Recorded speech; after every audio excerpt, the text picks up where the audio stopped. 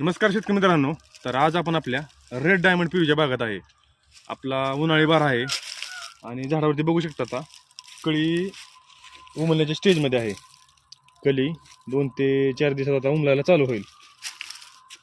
तर आता आपल्या बागाला 60 दिवस पूर्ण झालेले आहेत. ह्या बागाला छटणी करून 60 दिवस पूर्ण झालेले आहेत आणि आता ऊन ही वाढत चाललेलं आहे. 38-40 पर्यंत टेम्परेचर गेलेलं आहे आपल्याकडे. तर आता झाडाची खास करून काळजी काय घेतली पाहिजे, तर झाडाचा ट्रेस कमी झाला पाहिजे, कमी राहिला पाहिजे, जमिनीचं बाष्पीभवन कमी राहिलं पाहिजे आणि सर्व मुळ्या ॲक्टिव्ह राहिले पाहिजे, जेणेकरून झाडावरील कळी उमलण्यास आणि कळी सेटिंग होण्यास चांगली मदत होईल आणि झाडाची कॅनोपी ही राहण्यास चांगली मदत होईल. तर आता आपण कळीच्या पुढं 1 ते 2 डोळे ठेवून शेंड फोडून घेतलेला आहेत. तर आता नंतरची स्टेप काय राहील, तर खाली बघू शकता पूर्ण आपण छटलेला पाला वगैरे खाली टाकलेला, त्याचा आता आच्छादन चांगल्यापैकी झालेलं आहे आणि बाग मोकळी भिजवून काढलेली आहे मध्ये. तर तुम्हीही मोकळी बाग भिजवताना एवढी काळजी घ्यायची. तर एकतर सकाळी किंवा संध्याकाळची बाग एकदम 7च्या नंतरनं संध्याकाळी बाग मोकळी भिजवली पाहिजे.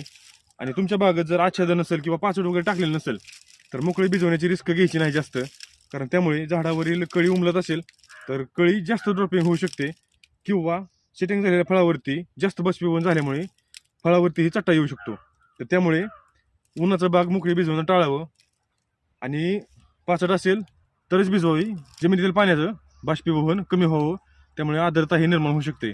आणि ह्यात प्लस पॉईंट आपण वरून आता बाग 5 फुटी कापडाने आपण झाकून काढलेली आहे.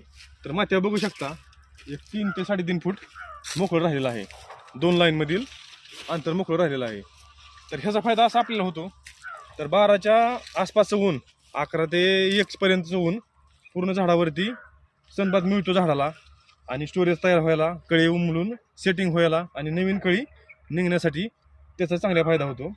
आणि ह्याचा फायदा जमीन तापू देत नाही आणि ह्या गॅपमधून थोडीशी आर्द्रता तयार झालेली बाहेर जाऊन व्हेंटिलेशन एकदम योग्य प्रकारे होते. तर शेतकरी मित्रांनो, ही काळजी घ्या आपल्या बागामध्ये आणि अशाच माहितीपूर्ण व्हिडिओसाठी आपल्याला फॉलो नक्की करा. तर भेटू नवीन व्हिडिओमध्ये नवीन विषयावरती. तोपर्यंत धन्यवाद.